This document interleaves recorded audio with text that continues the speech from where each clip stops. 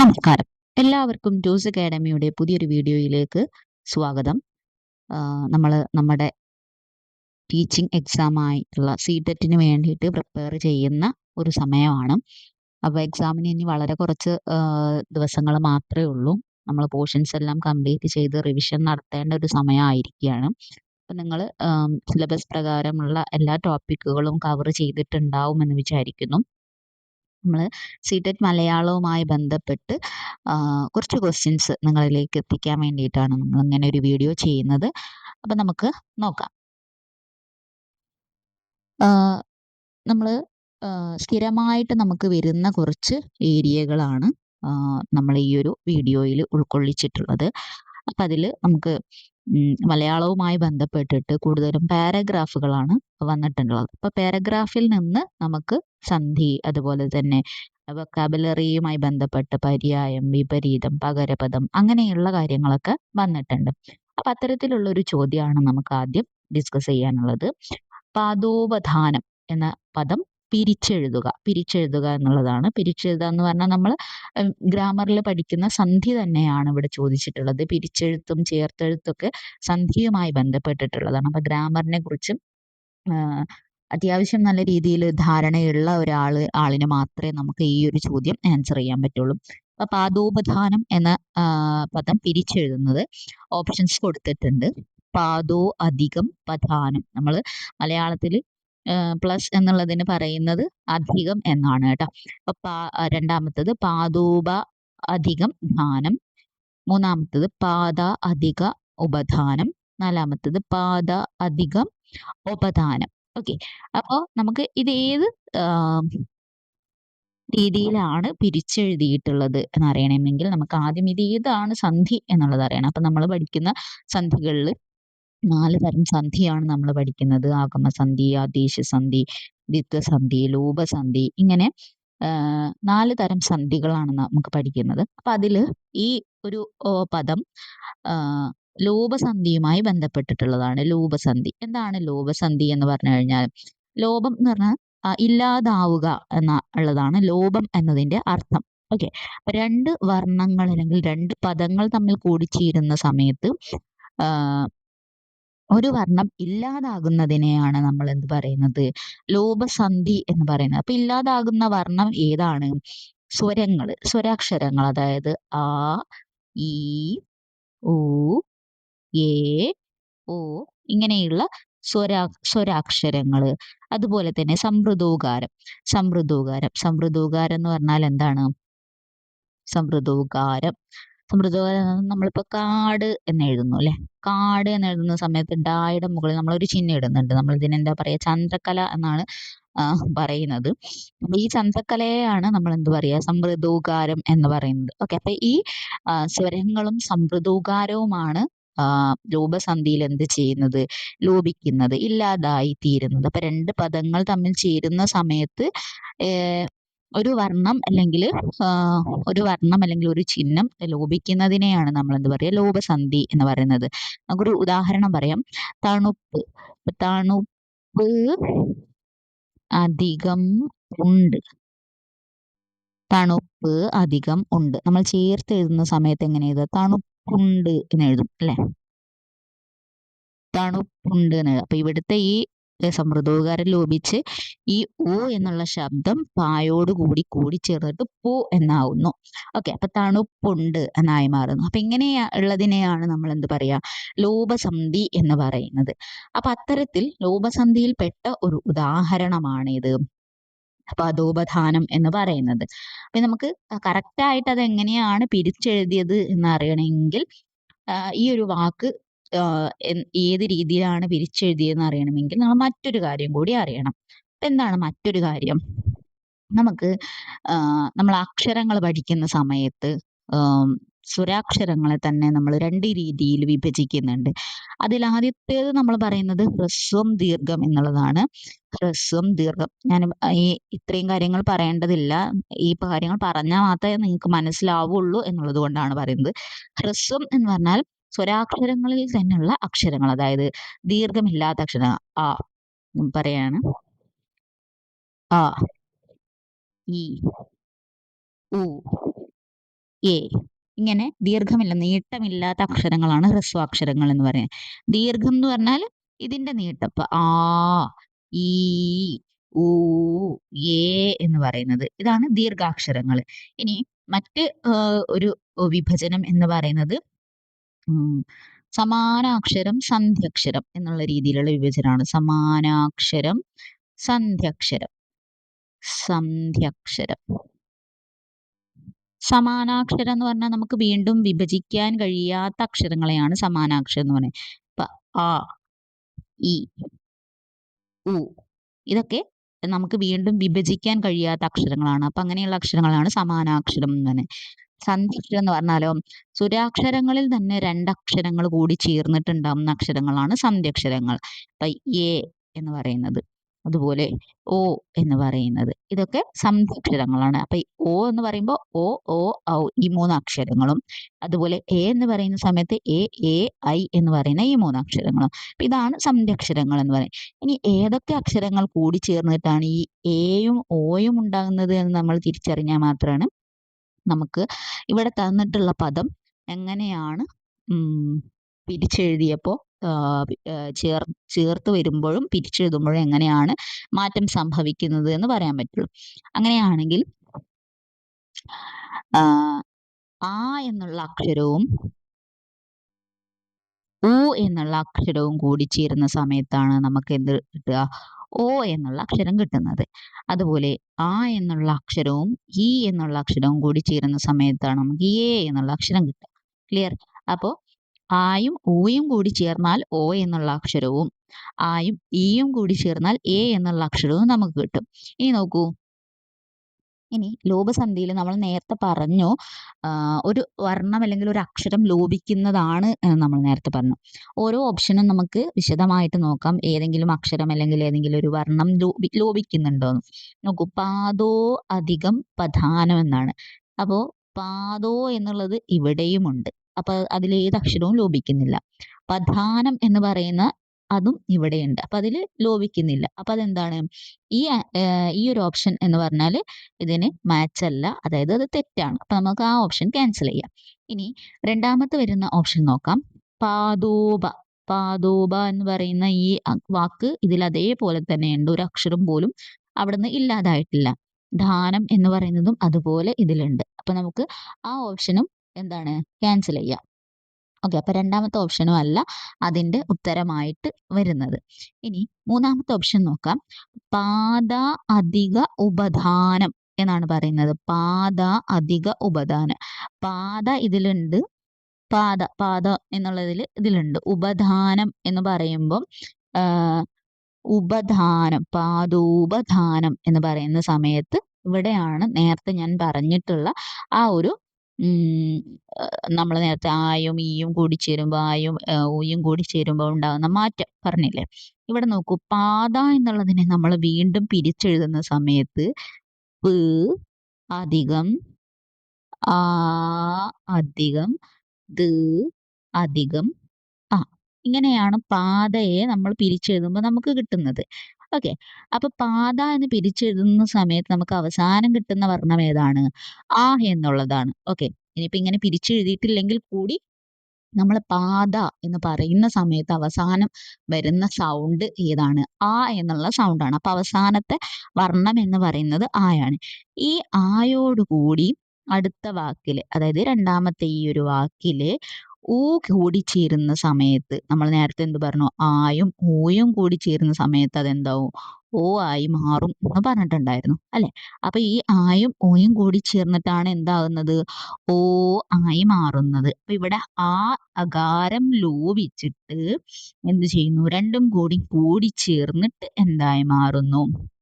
ഓ എന്നുള്ള ശബ്ദമായിട്ട് മാറുന്നു. അപ്പൊ അതെന്താവുന്നു? പാദോപധാനം എന്നുള്ള വാക്കായിട്ട് മാറുന്നു. ഓക്കെ, പാദോപധാനം എന്ന വാക്കായിട്ട് അപ്പോഴാണ് അത് മാറുന്നത്. അപ്പൊ ഇതിന്റെ ഓപ്ഷൻ ഏതാണ്? ഓപ്ഷൻ 3 ആണ് ഇതിന്റെ ഉത്തരമായിട്ട് വരുന്നത്. ക്ലിയർ? അപ്പോൾ നമ്മൾ കൃത്യമായിട്ട് സന്ധി ഓരോന്നും പഠിച്ചു കഴിഞ്ഞാൽ മാത്രമാണ് നമുക്ക് ഇത്തരത്തിലുള്ള ചേർത്തെഴുത്ത് പിരിച്ചെഴുത്ത് നമുക്ക് കൃത്യമായിട്ട് ആൻസർ ചെയ്യാൻ പറ്റുള്ളൂ. ഓക്കെ, ക്ലിയർ ആയി എന്ന് വിചാരിക്കുന്നു. ഈ ഒരു ഭാഗം ക്ലിയർ ആയി എന്ന് വിചാരിക്കുന്നു കേട്ടോ. അടുത്തത് ഭാഷാ വികാസത്തിൽ സ്വാധീനം ചെലുത്തുന്നത്. നമ്മള് കുഞ്ഞാകുന്ന മുതല് നമ്മള് കുഞ്ഞായിരിക്കുന്നത് മുതല് നമ്മുടെ ഭാഷയിലുണ്ടാകുന്ന മാറ്റങ്ങള് അല്ലെ? നമ്മളാദ്യം ഓരോ ശബ്ദങ്ങളാണ് ഉണ്ടാക്കുക. ശബ്ദങ്ങൾ ഉണ്ടാക്കിയതിന് ശേഷം നമ്മൾ ഓരോ അക്ഷരങ്ങൾ ഉച്ചരിക്കും. അത് കഴിഞ്ഞിട്ട് അക്ഷരങ്ങൾ കൂടി ചേർന്ന് വാക്കുകൾ ഉച്ചരിക്കും. അങ്ങനെയാണ് നമ്മൾ പതിയെ പതിയെ നമ്മൾ എന്ത് ചെയ്യുന്നത്? സംസാരിക്കുന്നത്. അപ്പോ ഈ ഒരു ഭാഷാ വികാസത്തില് ഭാഷ ഇങ്ങനെ വികസിച്ച് വരുന്നതില് ഒരു കുട്ടി അല്ലെങ്കില് നമ്മള് തന്നെ കൃത്യമായിട്ട് സംസാരിക്കുന്ന ആ ഒരു പ്രക്രിയയില് സ്വാധീനം ചെലുത്തുന്നത് ഏതൊക്കെയാണ് എന്നുള്ളതാണ് ഇവിടെ ചോദ്യമായിട്ട് വന്നിട്ടുള്ളത്. ആരോഗ്യം, ബുദ്ധി, വ്യക്തിപരമായ അസമാനതകൾ, മുകളിൽ കൊടുത്തവയെല്ലാം. അപ്പൊ നമുക്ക് ഇതിന്റെ ആൻസർ ആയിട്ട് നമുക്കറിയാം മുകളിൽ കൊടുത്തവയെല്ലാം എന്താണ് ഇതില് സ്വാധീനം ചെലുത്തുന്നതാണ് എന്നുള്ളത് നമുക്ക് അറിയാം അല്ലെ? അതെ. ഈ പെഡഗോജിയായി ബന്ധപ്പെട്ടിട്ടുള്ള ക്വസ്റ്റ്യൻസ് നമ്മൾ പഠിച്ചിട്ടില്ലെങ്കിൽ പോലും നമ്മുടെ ലോജിക് വെച്ച് നമുക്ക് ചെയ്യാൻ പറ്റുന്ന ക്വസ്റ്റ്യൻസ് ആണ് പെഡഗോജിയായി ബന്ധപ്പെട്ടിട്ടുള്ളത്. പക്ഷെ വ്യാകരണോ അതുപോലെ തന്നെ വൊക്കാബുലറിയോ ഒക്കെ അത് നമ്മൾ പഠിച്ചു കഴിഞ്ഞാൽ മാത്രമാണ് നമുക്ക് കിട്ടുള്ളൂ ട്ടോ. അപ്പോ നമുക്ക് നോക്കാം ഒരു കുഞ്ഞിന്റെ ആരോഗ്യം നല്ല ആരോഗ്യമുള്ള ഒരു കുഞ്ഞിന് ഇപ്പൊ നമുക്കറിയാം നാവിന് ചെറിയ പ്രശ്നങ്ങളുള്ള കുട്ടികൾ നമ്മൾ കൊഞ്ഞ എന്നൊക്കെ പറയുന്നില്ലേ?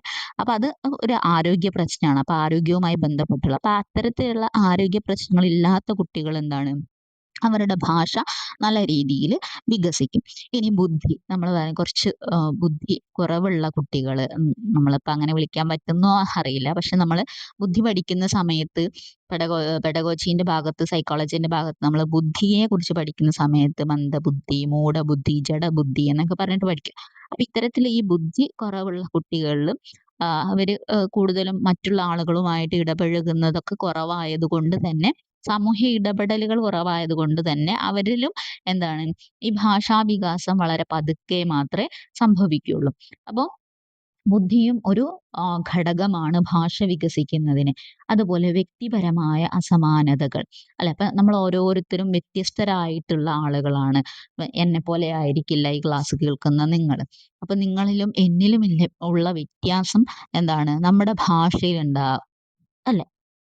അപ്പൊ ഞാൻ കുറച്ച് നന്നായിട്ട് വായിക്കുകയും നന്നായിട്ട് എഴുതുകയും ആകുന്ന ഒരാളാണെങ്കിൽ എനിക്ക് കുറച്ചുകൂടി ഭാഷയിൽ എന്താണ് പ്രാവീണ്യം ഉണ്ടായിരിക്കും.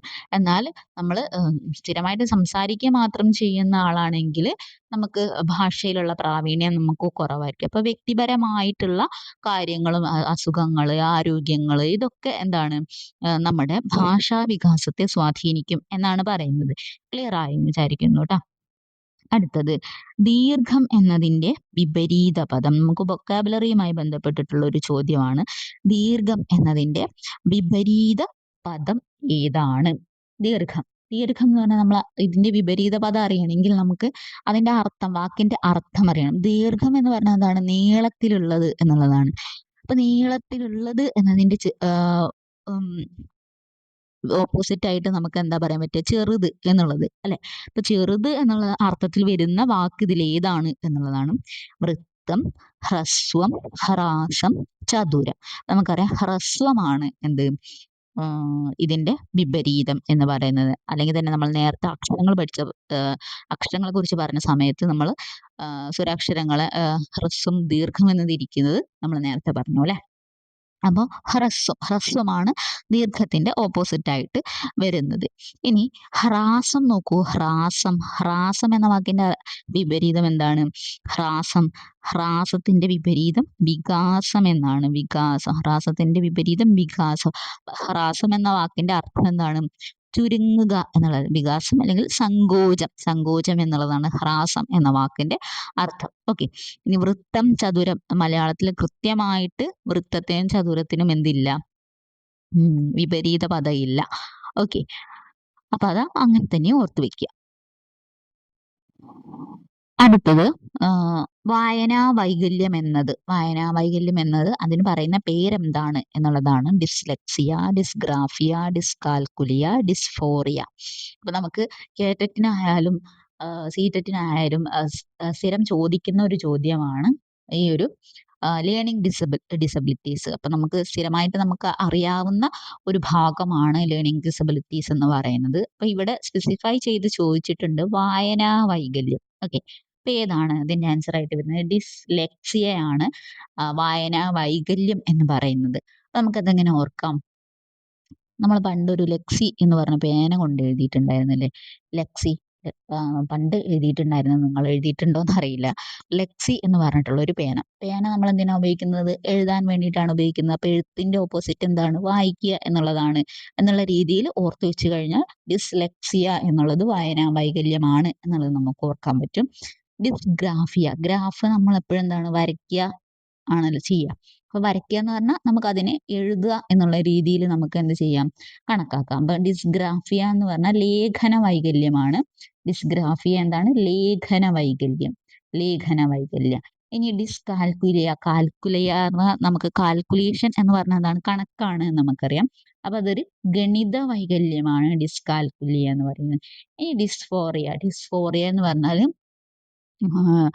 അസംതൃപ്തി അല്ലെങ്കിൽ അസന്തുഷ്ടി, കുട്ടികൾക്കുണ്ടാവുന്ന അസന്തുഷ്ടി അത് മൂലമുണ്ടാകുന്ന വിഷാദം, ഉത്കണ്ഠ, ഇതിനൊക്കെയാണ് നമ്മൾ എന്ത് പറയുക? ഡിസ്ഫോറിയ എന്ന് പറയുന്നത്. അപ്പൊ ഇതൊരു പുതിയ വാക്കായിട്ട് തോന്നി. അപ്പൊ അത് നിങ്ങൾ നമ്മൾ പുതുതായിട്ട് പഠിക്കുന്ന കാര്യങ്ങൾ കുറച്ച് സ്ട്രെസ് ചെയ്ത് പഠിക്കുക കേട്ടോ. ഓക്കെ. അടുത്തത് ഉടമ്പടി എന്നതിന്റെ പകരം പദം. പകരം പദം എന്ന് പറഞ്ഞാൽ എന്താണ്? നമ്മൾ ഒരു വാക്കിന് തന്നെ പല രീതിയിലുള്ള പല പദങ്ങൾ ഉപയോഗിക്കില്ല. അപ്പൊ ആ പദങ്ങൾ നമ്മൾ സാധാരണ അതിന് പറയുന്നത് പര്യായ പദങ്ങൾ അല്ലെങ്കിൽ സമാന പദങ്ങൾ എന്ന് പറയാം അല്ലെ? സമാന പദങ്ങൾ അല്ലെങ്കിൽ പര്യായ പദങ്ങൾ എന്ന് പറയാം. അപ്പൊ അത് തന്നെയാണ് പകരപദം എന്ന് ഓർത്ത് വെക്കുക. അപ്പൊ ഞാൻ പറയാണ് കണ്ണ്. കണ്ണിനെ നമ്മൾ കണ്ണ് എന്ന് മാത്രമാണോ പറയാ? നേത്രം എന്ന് പറയും അല്ലെ? നേത്രം. അക്ഷി എന്ന് പറയും. മിഴി എന്ന് പറയും അല്ലെ? അപ്പൊ ഇതൊക്കെ എന്താണ്? കണ്ണിനെ തന്നെ നമ്മൾ വേറൊരു വാക്കുകൊണ്ട് ഉപയോഗിക്കുന്നതാണ്. അപ്പൊ അങ്ങനെയുള്ള പദങ്ങളെയാണ് നമ്മൾ എന്ത് പറയുക? പകരപദം അല്ലെങ്കിൽ പര്യായ പദം, അതുമല്ലെങ്കിൽ സമാന പദം എന്നൊക്കെ പറയുന്നത്. ക്ലിയർ? ഇനി ഉടമ്പടി എന്നതിന്റെ പകരം, ഉടമ്പടി എന്ന് പറഞ്ഞാൽ എന്താണ്? ഒരു ഉറപ്പാണ് അല്ലെ? ഉറപ്പ്. നമ്മളിപ്പോ എന്തെങ്കിലും ഒരു കാര്യം, കരാറ് എന്നൊക്കെ പറയും. അപ്പൊ ഉടമ്പടിയുമായി ബന്ധപ്പെട്ട് പറയുന്ന അതിന്റെ അതേ അർത്ഥത്തിൽ നമ്മൾ ഉപയോഗിക്കുന്ന പദം ഇതിലേതാണ് എന്നുള്ളതാണ്. വീഴ്ച, വ്യത്യസ്ത, വ്യവസ്ഥ, തീരുമാനം. അപ്പൊ വ്യവസ്ഥയാണ് ഉടമ്പടി അല്ലെങ്കിൽ വ്യവസ്ഥ. ഓക്കെ. ക്ലിയർ ആയി എന്ന് വിചാരിക്കുന്നു. ഇനി തീരുമാനം. തീരുമാനത്തിന് അപ്പൊ നമുക്ക് മറ്റെന്തൊക്കെ പദങ്ങൾ ഉപയോഗിക്കാം? നിശ്ചയം. നിശ്ചയിക്കുക എന്ന് പറയില്ലേ? നിശ്ചയം, തീർപ്പ്, അംഗീകാരം എന്നൊക്കെ നമുക്ക് തീരുമാനത്തിന് പറയാം. അംഗീകാരം. ഇനി വ്യത്യസ്ത. വ്യത്യസ്തതയ്ക്ക് നമുക്ക് പറയാം ഭിന്നം. ഭിന്നം എന്ന് പറയാം. വേറെ എന്ന് പറയാം. വിവിധം എന്ന് പറയാം അല്ലെ? അങ്ങനെ പല രീതിയിൽ വ്യത്യസ്തം എന്നുള്ള വാക്കിന് പകരം നമുക്ക് ഉപയോഗിക്കാം. ഇനി വീഴ്ച. വീഴ്ച എന്ന് പറഞ്ഞാൽ എന്താണ്? പതനമാണ്. പതനം അല്ലെങ്കിൽ അബദ്ധം, തകർച്ച എന്നീ പദങ്ങളൊക്കെ ഈ വീഴ്ച എന്ന പദത്തിന് പകരമായിട്ട് നമുക്ക് ഉപയോഗിക്കാം. അടുത്തത് സന്ധിയുമായി ബന്ധപ്പെട്ടിട്ടുള്ള ചോദ്യം തന്നെയാണ്. പച്ചപ്പടർപ്പ്. സന്ധി ഏതാണ് എന്നുള്ളത്. ആഗമസന്ധി, ദ്വിത്വസന്ധി, ലോപസന്ധി, ആദേശസന്ധി. അപ്പൊ ലോപസന്ധി നമ്മൾ കഴിഞ്ഞ ചോദ്യം വിശദീകരിച്ച സമയത്ത് പറഞ്ഞു. എന്താണ് ലോപസന്ധി എന്നുള്ളത്? രണ്ട് വർണ്ണങ്ങൾ തമ്മിൽ കൂടിച്ചേരുന്ന സമയത്ത് ഒരു വർണ്ണം ഇല്ലാതാകുന്നതാണ് ലോപസന്ധി. അപ്പോ ഈ ഓപ്ഷൻ നമുക്ക് കട്ട് ചെയ്യാം. അതല്ല ഇവിടെ സംഭവിക്കുന്നത്. ആദ്യം നമുക്ക് ഇത് ഈ പച്ചപ്പടർപ്പ് എന്ന വാക്കിനെ നമുക്ക് പിരിച്ചെഴുതാം. പിരിച്ചെഴുതുന്ന സമയത്ത് എന്ത് മാറ്റാണ് വരുന്നത് നോക്കാം. പച്ച അധികം പടർപ്പ് എന്ന് പറയും. പച്ച അധികം പടർപ്പ്. അപ്പൊ ഇവിടെ തന്നിട്ടുള്ള പദങ്ങളൊക്കെ ഈ ചേർത്തെഴുതിയ പദത്തിലും ഉണ്ടോ നോക്കാം. പച്ച അതേപോലെ തന്നെയുണ്ട്. പടർപ്പും അതുപോലെ ഉണ്ട്. പക്ഷെ ഇവിടെ ഒരു വാക്കുകൂടി ഏറെ ഉണ്ട്. അതാണ് പാ ഇരട്ടിച്ചിട്ടുണ്ട് അല്ലെ? അപ്പൊ ഒരു വാക്ക് അവിടെ ഏറെയാണ്. അപ്പൊ അവിടെ എന്താ സംഭവിച്ചത്? രണ്ട് വർണ്ണങ്ങൾ കൂടി ചേർന്ന സമയത്ത് ഒരു വർണ്ണം ഇരട്ടിക്കുകയാണ് ചെയ്തിട്ടുള്ളത്. അപ്പൊ അങ്ങനെ ഇരട്ടിക്കുന്നതിനെ എന്താണ് പറയാ?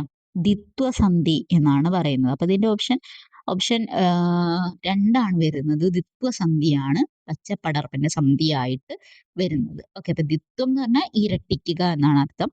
രണ്ട് വർണ്ണങ്ങൾ കൂടിച്ചേരുന്ന സമയത്ത് ഒരു വർണ്ണം ഇരട്ടിക്കുന്നതിനെയാണ് നമ്മൾ എന്ത് പറയാ? ദ്വിത്വസന്ധി എന്ന് പറയുന്നത്.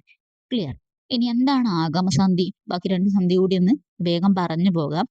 ആഗമസന്ധി എന്ന് പറഞ്ഞാൽ രണ്ട് വർണ്ണങ്ങൾ കൂടിച്ചേരുന്ന സമയത്ത് പുതിയൊരു വർണ്ണം കടന്നു വരിക. ഓക്കെ, രണ്ട് വർണ്ണങ്ങൾ തമ്മിൽ കൂടിച്ചേരുക, രണ്ട് പദങ്ങൾ തമ്മിൽ കൂടിച്ചേരുന്ന സമയത്ത് അവിടെ ഓൾറെഡി ഉള്ള പദങ്ങളൊക്കെ അവിടെ ഉണ്ടായിരിക്കുകയും പുതിയൊരു പദം, പുതിയൊരു വർണ്ണം അല്ലെങ്കിൽ പുതിയൊരു അക്ഷരം കൂടിച്ചേരുകയും ചെയ്യുന്നതിനെയാണ് ആഗമസന്ധി എന്ന് പറയുന്നത്.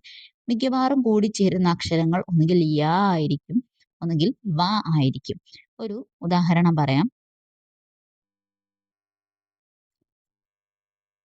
നമ്മൾ തിരുവോണം എന്ന് പിരിച്ചെഴുതുകയാണ്. അപ്പൊ തിരു അധികം ഓണം ചേർത്ത് എഴുതുന്ന സമയത്ത് നമ്മൾ എങ്ങനെ എഴുതുക? തിരുവോണം എന്നാണ് എഴുതുന്നത്. അപ്പൊ നോക്കൂ, തിരു ഇവിടെയുണ്ട്, ഇവിടെയുണ്ട്. ഓണം എന്നുള്ളതിൽ ഇവിടെയുണ്ട്. തിരുവോ എന്ന് പറയുന്ന സമയത്ത് വായുടെ വോ എന്നുള്ള ഉച്ചാരണത്തിൽ എന്തുണ്ട്? ഓ ഉണ്ട്. അപ്പൊ ഓണം ഇവിടെയുണ്ട് അല്ലെ? അപ്പൊ ഈ തന്നിട്ടുള്ള വാക്കുകളൊക്കെ ഇവിടെയുണ്ട്. ഈ ചേർത്ത് എഴുതിയിലുണ്ട്. ഈ തന്നിട്ടുള്ളതിൽ പിരിച്ചെഴുതിയിൽ ഇല്ലാത്തൊരു വാക്ക് ഏതാണ്? വാ എന്നുള്ള അക്ഷരമാണ് അവിടെ ഇല്ലാത്തത്. അപ്പൊ അത് പുതുതായിട്ട് കടന്നു വന്ന ഒരു അക്ഷരമാണ്. അപ്പൊ അങ്ങനെ പുതുതായിട്ടൊന്ന് കടന്നു വരുവാണെങ്കിൽ അതിനെയാണ് നമ്മൾ എന്ത് പറയാ? ആഗമസന്ധി എന്ന് പറയുന്നത്. ക്ലിയർ ആയെന്ന് വിചാരിക്കുന്നു. ഏറ്റവും നിങ്ങൾക്ക് മനസ്സിലാക്കാൻ എളുപ്പത്തിനാണ് ഇങ്ങനെ പറയുന്നത് കേട്ടോ. ഇനി ആദേശസന്ധി ആണെങ്കിലോ, ആദേശസന്ധി രണ്ട് പദങ്ങൾ തമ്മിൽ കൂടിച്ചേരുന്ന സമയത്ത് ഒരു വർണ്ണം പോയിട്ട്, ഒരു വർണ്ണം പൂർണ്ണമായിട്ടും പോയി പുതിയൊരു വർണ്ണം കടന്നു വരുന്നതിനെയാണ് എന്ത് പറയുന്നത്? ആദേശസന്ധി എന്ന് പറയുന്നത്. നമുക്ക് എപ്പോഴും ചോദിക്കുന്ന ഒരു ഉദാഹരണമാണ് വിൺ അധികം തലം. ചേർത്ത് എഴുതുമ്പോൾ നമ്മൾ എന്ത് എഴുതും? വിണ്ടലം എന്ന് എഴുതും. ഓക്കെ, നോക്കാം. വി എന്നുള്ളത് ഇവിടെയുണ്ട്. എൺ എന്നുള്ളത്, അതായത് ഡ എന്നുള്ളത് ഏതൊക്കെ അക്ഷരങ്ങൾ കൂടിയിട്ടാണ്?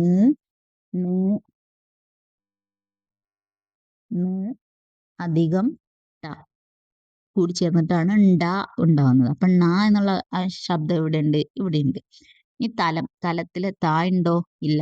ലായും ല എന്നുള്ള അക്ഷരമുണ്ട്, താ ഇല്ല. അപ്പൊ താ പൂർണ്ണമായിട്ടും പോയിട്ട് എന്ത് ചെയ്തു? അവിടേക്ക് പുതിയൊരു അക്ഷരം കടന്നു വന്ന അക്ഷരമാണ് ഇത്, ട എന്നുള്ളത്. ഓക്കെ, അപ്പൊ വിണ്ടലം. അങ്ങനെ പുതുതായിട്ട് ഒരു വർണ്ണം കടന്നു വരിക, ഒരു അക്ഷരം പൂർണ്ണമായും പോയിട്ട് പുതുതായിട്ടൊരു വർണ്ണം കടന്നു വരുന്നതിനെയാണ് എന്ത് പറയുന്നത്? ആദേശസന്ധി എന്ന് പറയുന്നത്. ക്ലിയർ? അപ്പോ ഇത്രയൊക്കെയാണ്, ഈ രീതിയിലാണ് നമുക്ക് സിടെറ്റിന് മലയാളവുമായി ബന്ധപ്പെട്ട് ചോദ്യങ്ങൾ ഉണ്ടാവുക. നേരിട്ടുള്ള ചോദ്യങ്ങളല്ല.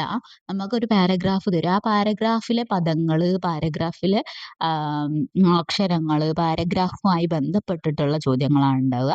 അപ്പൊ ആ പാരഗ്രാഫുമായി ബന്ധപ്പെട്ട് വരുന്ന സമയത്ത് നമുക്ക് സന്ധിയും സമാസവും ഒക്കെ ആ പാരഗ്രാഫിലെ പദങ്ങൾ വെച്ചിട്ടാണ് ചോദിക്കുന്നത്. അതുപോലെ വൊക്കാബുലറി ആയിരുന്നാലും ആ പാരഗ്രാഫിലെ തന്നെ പദങ്ങൾ വെച്ചിട്ടാണ് ചോദിക്കുന്നത്.